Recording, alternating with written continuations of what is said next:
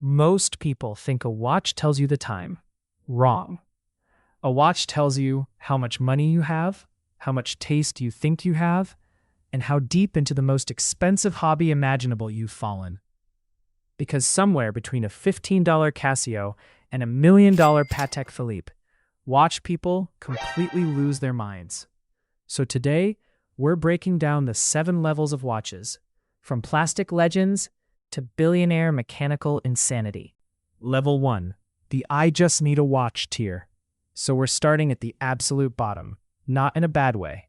In a this thing survived 3 wars and a washing machine cycle way. This is your basic digital watch territory. Casio F91W. Maybe a basic Timex, plastic case, quartz movement, costs less than a dinner date that ends badly. And honestly, these watches are kinda legendary. The Casio F91W has been around since 1989. It tells time, has an alarm, tiny green backlight that looks like a dying Game Boy. And the battery lasts so long, you forget batteries exist. The people who buy these fall into 2 categories. Category 1, normal humans. Category 2, watch nerds who own a $40,000 watch, but still wear a Casio because bro, it's pure. These watches are the Toyota Corolla of horology. No aura, no prestige, but weirdly respected. Enthusiasts love them because they're honest. No fake luxury, no Swiss handcrafted heritage DNA.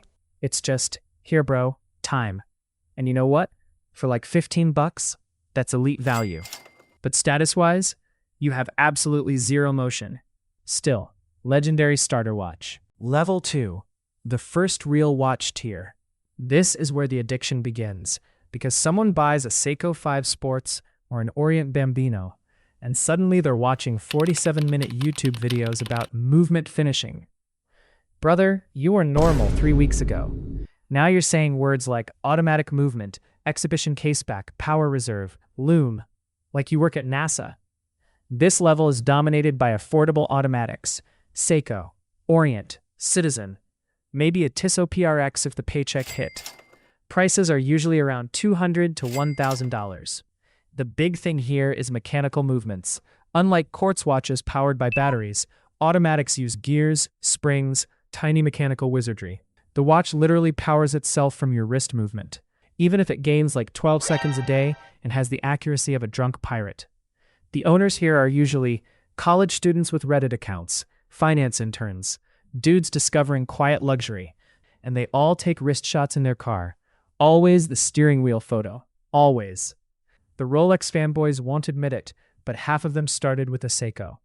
Buying advice here? Don't chase hype immediately. Buy something versatile, something you'll actually wear. Because too many people buy a giant Invicta the size of a frying pan and learn absolutely nothing. Level 3. The I have taste tier. Now we're entering dangerous territory, because this is where people start believing watches are investments. Relax, Warren Buffett. You bought a TAG Heuer Formula 1, not Nvidia stock.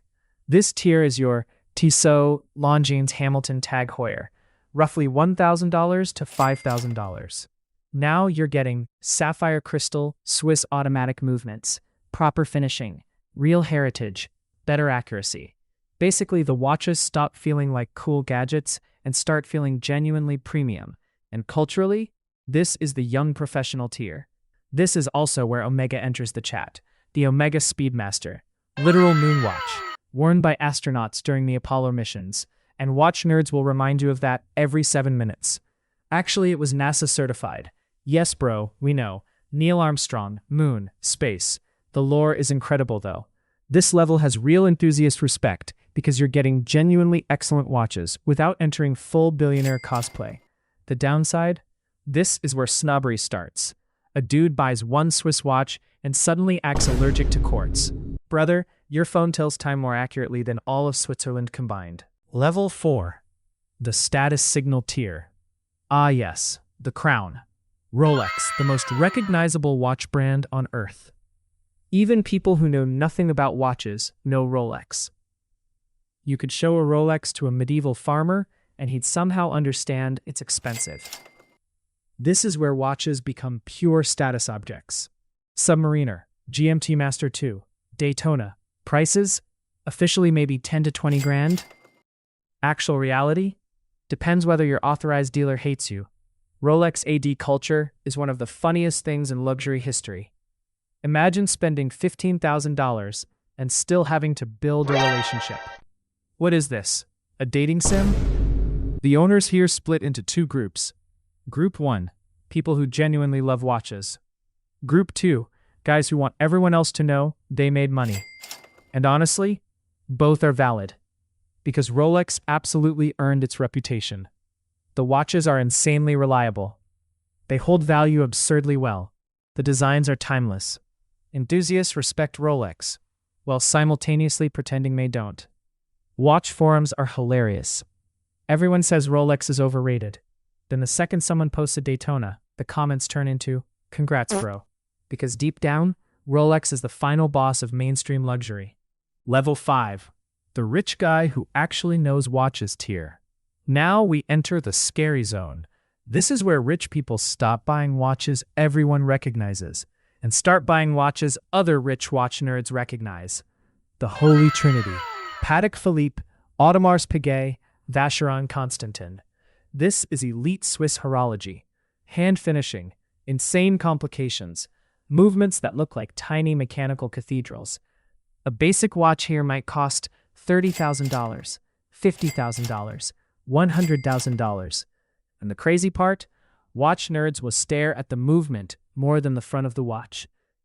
The Audemars Piguet Royal Oak basically invented the luxury steel sports watch category in 1972, designed by Gerald Genta overnight, which is one of the most annoying flexes in design history.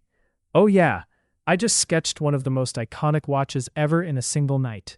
Cool. Thanks, Gerald. And then there's Patek Philippe. Patek owners don't even act rich. They act like museum curators. Everything is craftsmanship, legacy, generational ownership. Bro, your watch costs more than a Lamborghini engine. This level is enthusiast heaven because the craftsmanship is genuinely absurd. Level 6, the supervillain tier. Now we leave Earth completely. Richard Mille. The watches that look like something Batman confiscated from a billionaire criminal. Prices? $200,000, $500,000, several million sometimes, for a watch. These things use titanium, carbon, TPT, sapphire cases, tourbillons, some weigh basically nothing, and somehow athletes wear them while playing sports.